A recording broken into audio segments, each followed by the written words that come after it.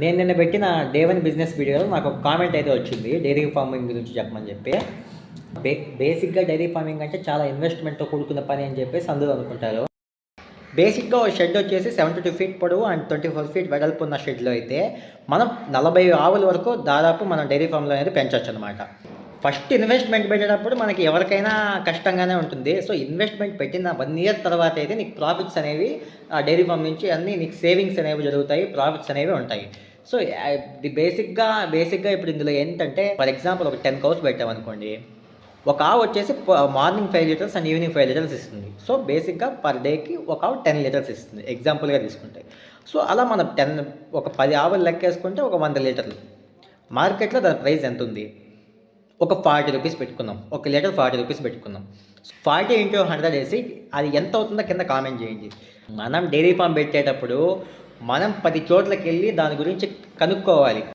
అదే dairy farming start చేసిన persons దగ్గరికెళ్ళి మనం అంటే డైరీ ఫార్మింగ్ వాళ్ళు ఇన్వెస్ట్ ఎంత చేశారు, దాంట్లో ప్రాఫిట్ ఎంత వస్తుంది, ఆవులకి దానికి ఎటువంటి ప్రాబ్లమ్స్ వస్తున్నాయి, ఆ ప్రాబ్లమ్స్ నుంచి ఎలా క్యూర్ చేస్తున్నారు అనేది మనం టోటల్ డీటెయిల్స్ మనం 3-4 ప్లేసెస్కి అయితే వెళ్ళి తెలుసుకున్నామంటే మనకనేది ఒక మెంటల్గా మనకు ఒక ఎబిలిటీ అనేది వస్తుంది.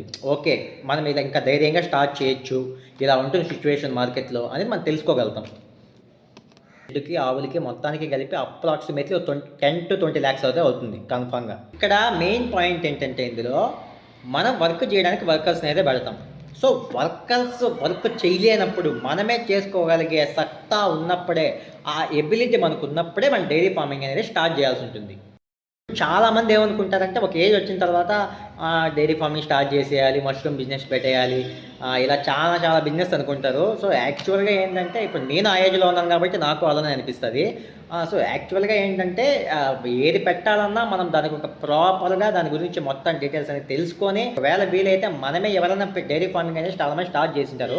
అక్కడికెళ్ళి మనమే ఒక 1 మంత్ వరకు అయితే స్టే చేసి అక్కడ వర్క్ చేసి నేర్చుకొని తర్వాత తెలుసుకొని వచ్చి మనం స్టార్ట్ చేయొచ్చు. డైరీ ఫార్మింగ్ బిజినెస్ అనేది స్టార్ట్ చేయడానికి నీకు అదైతే ఇంకా కొంచెం పాసిబుల్ అవుతుంది. అంటే ఇంకా కొంచెం నీకు సహాయపడుతుందన్నమాట. ఒకవేళ మీరు బిజినెస్ స్టార్ట్ చేయాలి అనుకుంటే మీరు జాబ్ చేస్తూ బిజినెస్ చేస్తే మీకు చాలా బెనిఫిట్ అయితే ఉంటుంది. మీకు ఇప్పుడు డైలీ మీరు చేసే బిజినెస్‌లో మీకు ఏదైనా కొంచెం లాస్ వచ్చినా మీరు ఈ శాలరీ ఉంది కదా! ఈ శాలరీతో మీరు దాన్ని కవర్ చేసుకోవచ్చు. సో, అది మీకు చాలా బెనిఫిట్ అనమాట. ఈ కౌస్ వల్ల ఏమేమి డిసడ్వాంటేజెస్ ఉన్నాయి అండ్ ఏమేమి అడ్వాంటేజెస్ ఉన్నాయి అనేది మనకు చాలా క్లియర్‌గా వాళ్ళైతే ఎక్స్‌ప్లెయిన్ చేస్తారు. సో, అలా తెలుసుకొని మనం చేసుకోవాల్సి ఉంటుంది. ఇంక దీనికి సంబంధించి మనం ఒకవేళ డైరీ ఫార్మింగ్ పెట్టాలనుకుంటే మన బ్యాంకుల్లో చాలా సబ్సిడీలు అయితే ఉంటాయి. అంటే లోన్స్ కూడా ఇస్తారు ఇలాంటివి పెట్టాలన్నప్పుడు. ఆ గవర్నమెంట్ అండ్ సెంట్రల్ గవర్నమెంట్ నుంచి కూడా ఇలాంటి వాటికైతే స్కీమ్స్ ఉన్నాయి. సో, ఇలాంటివన్నీ మనం చూసుకొని మంచిగా సబ్సిడీలో వచ్చేలాగా అంతే చూసుకొని మన బ్యాంక్ వాళ్ళతో అందరితో మాట్లాడుకొని ఈ వర్క్ అయితే చేసుకోవాల్సి ఉంటుంది. సో, నెక్స్ట్ మీకు ఏ బిజినెస్ గురించి తెలుసుకోవాలో కామెంట్ చేసేయండి. ఖచ్చితంగా నెక్స్ట్ వీడియోలో కలుద్దాం. బాయ్.